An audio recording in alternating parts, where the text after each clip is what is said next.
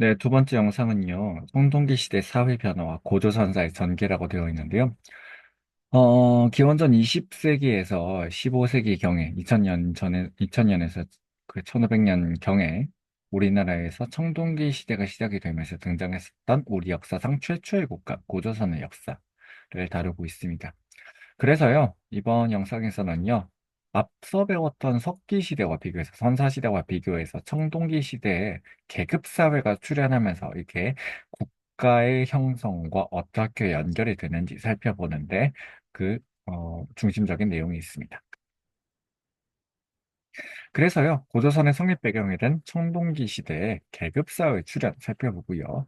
고조선이 역사가 전개되는 과정에서 철기 문화가 이렇게 수용되면서 어떤 변화가 나타났는지 살펴보도록 하겠습니다. 먼저 청동기 시대의 사회 변화입니다. 청동기는요, 그 전에 나타났었던 신석기 시대 간석기와 비교했을 때 조금 만들기 까다로운 금속이었습니다. 구리와 주석의 합금이거든요, 청동은요. 두 가지 금속을 녹여서 합친 다음에 다시 굳혀야 만들 수 있습니다. 만들기가 비교적 까다롭겠죠. 그러다 보니까 많은 양을 생산할 수 없었고요. 일부 소수의 사람들만 사용할 수 있었던 거였습니다. 지배층의 전유물이었다라고 할 수 있겠죠.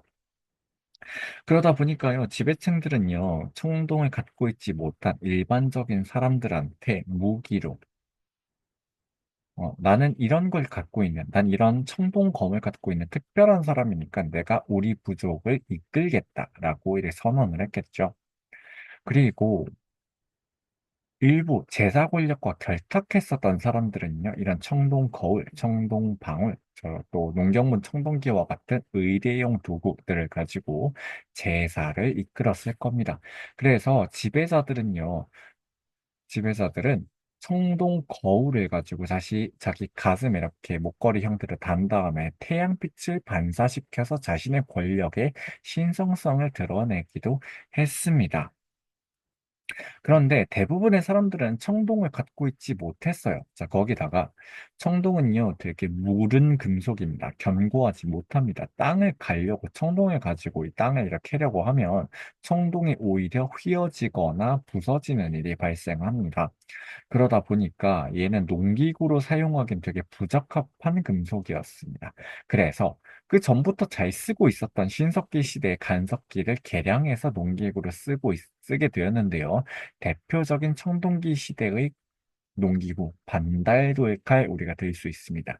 토기에도 이제 더 이상 무늬를 넣지 않습니다. 밋밋한 무늬, 민무늬 토기를 제작하게 됩니다. 이렇게 농사를 지은 다음에 조피, 보리콩을 민무늬 토기에 담아서 먹었고요. 또 일부 지역에서는 우리나라에서 벼농사가 처음으로 시작되기도 합니다. 구여 송국리 뭐 이런 지역에서 벼농사가 시작이 되었습니다. 왜냐하면 그곳에서 불에 탄 벽시가 이제 발견이 되었거든요. 이런 고고학적 흔적들을 통해서 우리 역사에서도 벼농사가 드디어 시작이 되었다라는 것을 추정해 볼 수 있습니다. 그래서 반달돌칼을 이렇게 사용하고 있는 모습들을 우리가 찾아볼 수 있고요. 청동을 만들 때 구리와 주석을 녹인 다음에 합친다고 했었죠. 어떤 틀에 부어서 굳히게 되는데 이 틀을 우리가 거푸집이라고 부르게 되고 또 토기로 민무늬 토기 모습 다시 한번 보고 있습니다. 이러한 변화들이 나타나다 보니까 또 잡곡과 벼를 재배해서 칼과 같은 그런 개량된 걸로 이렇게 농사를 짓다 보니까 농업 생산력이 점점 발전했습니다. 농업 생산력이 발전하니까 생산되는 양이 많아졌을 것이고 충분히 먹고 남는 양이 생겼겠죠. 잉여 생산물이 발생했습니다. 잉여 생산물 남는 거니까 내 거라고는 인식이 나타났습니다. 사유재산의 개념이 나타났겠죠. 잉여 생산물을 기반으로 해서 사유재산제가 성립되게 되니까 사유재산을 많이 갖게 된 사람과 적게 갖게 된 사람이 나타났을 것이고 많이 갖게 된 사람이 사회에 큰 영향력을 행사하게 되니 지배층을 형성하게 되었고요. 적게 가진 사람들은 피지배층을 형성하게 되었습니다. 자, 이렇게 잉여 생산물의 발생, 사유재산의 형성, 빈부격차라고 하는 이러한 일련의 변화들이 계급사회를 만들어 낸 겁니다. 이렇게 청동기 시대는 계급 사회가 빈부격차를 배경으로 성립했습니다. 이제 더 이상 구석기 시대나 신석기 시대 때처럼 평등한 사회가 아니고 불평등한 사회가 만들어진 겁니다. 정치 권력을 가진 지배자들은요, 종교 권력과 제사 권력과 결탁해서 재정일치 사회를 성립시켰을 것이고요. 자신의 정치 권력을 제사 권력을 통해서 정당화했을 겁니다. 일종의 의례를 거행해서요. 그리고 죽고 나서도 커다란 무덤을 만들어서 자신을 기억에 남도록 했겠죠. 고인돌이라고 하는 커다란 무덤을 부족 사람들을 동원해서 만들어냅니다. 이런 무덤, 큰 북방식 탁자식 고인돌을 만드는데 많은 사람들이 동원되었기 때문에 이런 사람들을 동원할 수 있을 정도로 큰 권력을 갖고 있었다. 계급 사회가 형성이 되었다라는 것을 고인돌을 통해서도 알 수가 있고요. 지배자들은 옆 부족도 내가 다스리고 싶기 때문에 옆 부족으로 쳐들어가서 부족 간의 전쟁을 일으켰습니다. 그래서 부족 간의 전쟁을 통해서 내가 이기면 옆 부족을 통합해서 더 큰 권력을 누릴 수 있는 것이고 내가 치면 옆 부족의 흡수가 되겠죠. 이렇게 청동기 시대는요, 부족 간의 전쟁이 많이 일어나면서 마을의 변화가 나타납니다. 마을에 목책을 둘러싸서 보호벽을 치고 있고요. 또 그 주변에 환호, 해자를 파서 또 이렇게 방어시설을 두고 있는 모습들을 볼 수가 있습니다. 자, 이렇게 청동기 시대 이런 마을이 등장했다라고 하는 것은 전쟁이 많이 일어났다라는 것을 보여주는 것이고요. 이렇게 정치 권력을 갖고 있었던 지배자들은요, 우리 마을에 있는 되게 숭배의 대상이 되는 커다란 바위에 이런 그림을 그리기도 합니다. 이 바위는요, 우리나라 고령 지방의 장길이라고 하는 마을에 있는 암각화인데요. 저 동심원, 겹동그라미 무늬는요, 태양 광선이 사방팔방 뻗어져 나가고 있는 모습을 보여주고 있습니다. 즉, 나의 정치 권력, 지배자로서 나의 정치 권력을 태양께서 보호해 주신다. 라고 하는 정치 권력을 의리를 통해서 정당화하고 있는 모습을 보여주고 있습니다. 그래서 태양의 선택을 받은 나는 내가 다스린 우리 부족은 바로 태양의 선택을 받은 부족이다. 선택을 받은 신성한 혈통이다. 선민이다. 라고 한 이 선민의식이 재정일치 사회를 재정일치 사회의 성립을 배경으로 등장했습니다. 자, 그럼 이런 일련의 사회 변화가 우리 역사상 최초의 국가인 고조선에도 그대로 드러나 있겠죠. 우리 역사상 최초의 국가인 고조선이 처음으로 등장한 지역은 랴오닝 지방입니다. 랴오허 강이 흐르는 이 지역을 랴오닝 지방이라고 하는데요. 만주 지방에 해당이 되죠. 만주 지방에 해당되는 이 지역에 한반도 서북부 만주 지방에 해당되는 이 지역에 공통적으로 발견되는 유물들이 있습니다. 비파형 동검, 탁자식 고인돌, 미송리식 후기. 특히 비파형 동검과 탁자식 고인돌은요. 고조선과 관련된 유물로 추정이 되고 있습니다. 자, 그럼 이 유물들이 공통적으로 발견되는 지역을 꼽아 보면 고조선이 어떤 지역에 있었는지, 고조선의 문화적 범위를 우리가 추정해 볼 수 있겠죠. 그래서 이 비파형 동검 탁자식 고인돌은요, 고조선의 문화적 범위를 보여주는 고조선과 관련된 유물이다. 이렇게 정리를 해볼 수가 있습니다. 이런 것들이 전부 다 청동기 문화였기 때문에, 즉, 만주 한반도 서북부에서 등장한 독자적인 청동기 문화였기 때문에 고조선이라고 하는 우리 역사상 최초의 국가의 성립 기반이 되었습니다. 그래서 우리 고조선의 단군신화, 건국신화의 단군의 건국 이야기를 보면요. 이 부족 간의 세력 경쟁을 통해서 고조선이 성립되는 모습을 보여주고 있는데요.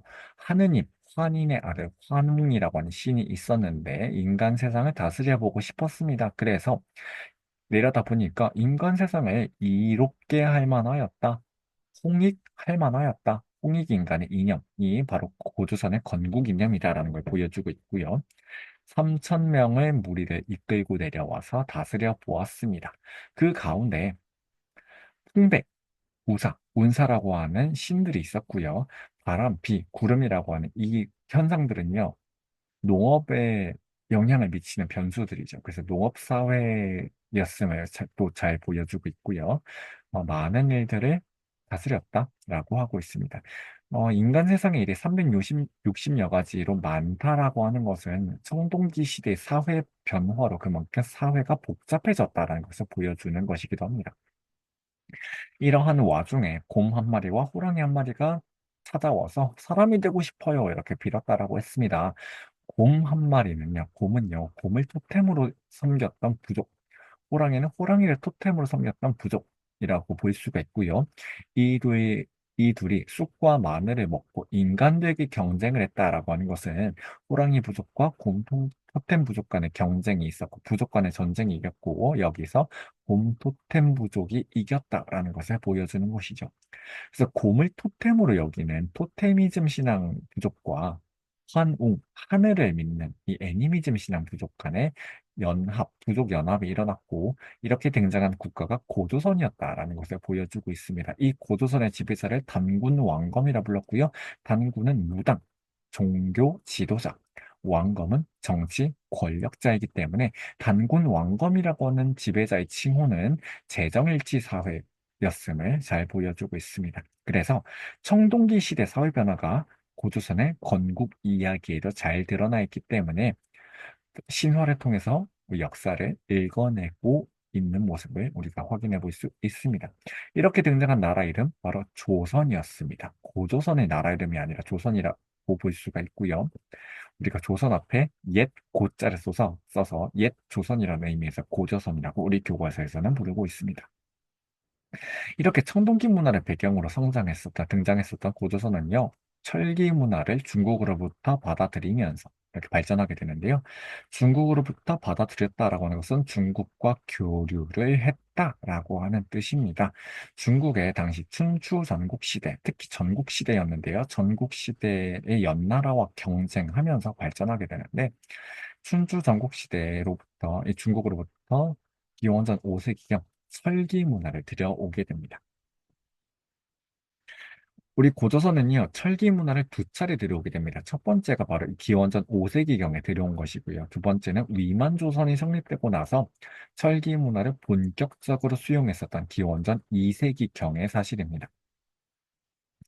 그래서 이제 처음으로 철기 문화가 들여와서 중국과 교류를 했고요. 중국의 정치 제도와 문화 같이 들여왔을 겁니다. 중국식 칭호로 이제 왕호를 받아들여와서 더 이상 단군 왕검이 아니라 왕이라고 왕을 불렀고요. 지배자를 불렀고요. 관료 조직 함께 정비했습니다. 이렇게 나라를 발전시키면서 중국의 전국 칠웅 중 하나였던 연나라와 충돌하게 되는데 고조선이 이 전쟁에서 패배하게 됩니다. 패배했기, 패배해서 연나라 장수가 고조선의 수도를 함락시키게 되고 고조선은 수도를 옮겨야 했습니다. 랴오닝 지방에서 대동강 유역으로 수도를 옮기게 됩니다.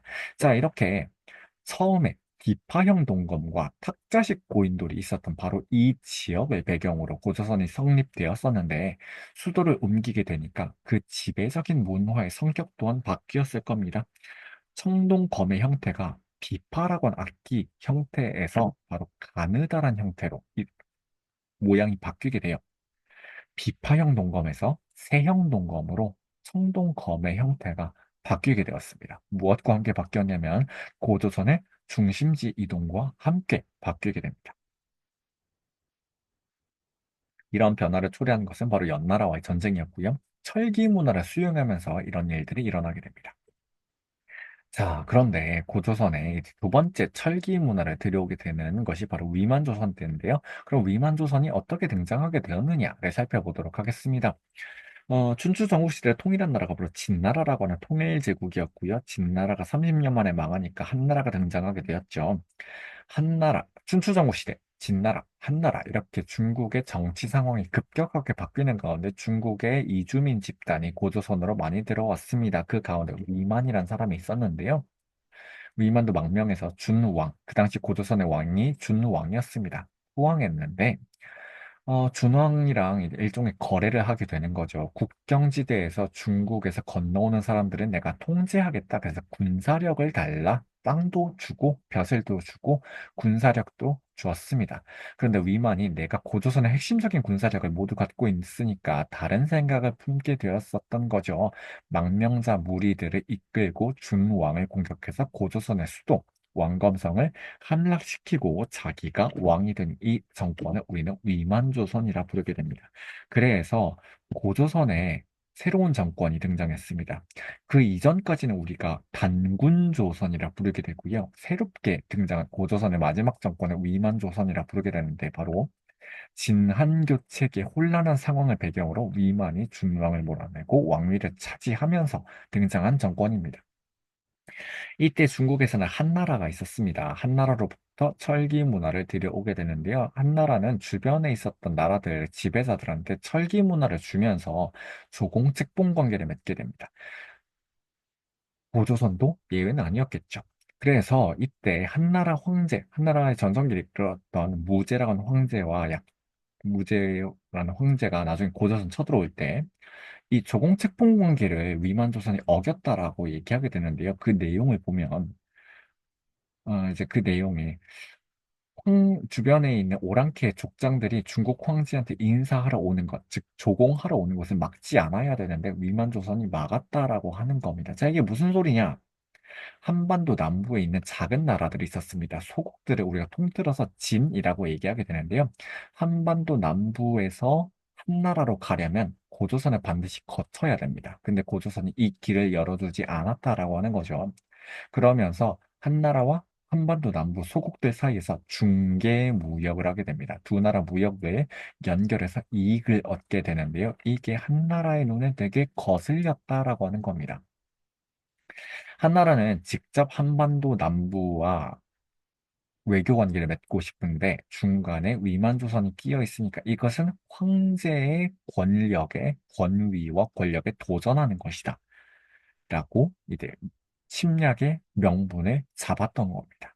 자, 그래서 위만조선은요, 한나라와 한반도 남부 소국들 사이에서 중개 무역으로 경제적 이익을 얻었지만 이것이 한나라와 전쟁을 하게 되는 하나의 계기가 되었다라는 얘기가 여기 쓰여 있습니다. 자, 그래서 여기까지 이제 고조선의 발전 과정을 살펴보았고요. 그럼 고조선은 어떤 법률로 나라를 다스렸느냐? 팔주법의 내용 살펴보겠습니다. 고조선의 팔주법은요, 8개 조항으로 이루어져 있기 때문에 팔주법이라 부르는데, 고조선에는 독자적으로 남긴 역사책이 없어요. 그래서 중국의 역사책을 통해서 그 당시 사회 모습을 찾아볼 수가 있는데, 고조선의 법률은 3개의 조항이 남아 있습니다. 자, 첫 번째는요, 사람을 죽이면 즉시 사형에 처한다. 사형이란 형벌의 존재도 알 수가 있고요. 사람을 죽이면 처벌을 하는 거니까 생명을 중시했다라는 것도 알 수가 있습니다. 고대 사회는 사람의 수가 적고 노동력이 굉장히 귀한 사회입니다. 따라서 생명을 중시했다라고 하는 것은 노동력을 중시했다라는 것을 우리가 추정해 볼 수가 있습니다. 자, 두 번째 조항은요. 다른 사람에게 재산상의 피해를 입히면 곡식으로 배상한다라고 되어 있습니다. 곡식이 배상의 단위가 되니까 역시 농업사회라는 걸 우리가 알 수가 있고요. 다른 사람의 재산에 피해를 입힌 거니까 사유재산도 갖고 있었음을 알 수가 있습니다. 전부 다 청동기 시대의 사회 변화와 관련된 것들이죠. 세 번째는요, 다른 사람의 물건을 훔치면 그 집에 노비로 삼는다. 노비라고 하는 것은 신분상, 신체상의 자유를 예속당한 사람이니까 지배와 피지배의 관계가 있다라는 소리죠. 즉, 신분제 사회다, 계급 사회다라는 것을 우리가 추정해 볼 수가 있습니다. 자, 이러한 3가지 법률을 가지고 고조선이 나라를 운영해 나갔다라는 것을 우리가 추정해 볼 수가 있고요. 이런 변화들은 청동기 시대 사회 변화를 배경으로 등장한 것들이었습니다. 자, 그러면 이번 영상에서는요, 청동기 시대 사회 변화를 배경으로 고조선이라는 나라가 등장했고, 고조선이라는 나라가 철기 문화를 중국으로부터 수용하면서 나라를 발전시키고 또 변천해 나가는 과정을 살펴보았습니다. 다음 영상에서는요, 이제 고조선이 중개 무역 때문에 한나라와 전쟁을 하면서 그 결과 멸망을 하게 됐고, 그 이후 초기 철기 시대 생활 모습이 어떠하였는지, 그래서 이제 여러 나라의 성장에 관한 부분의 포문을 한번 열어보도록 하겠습니다.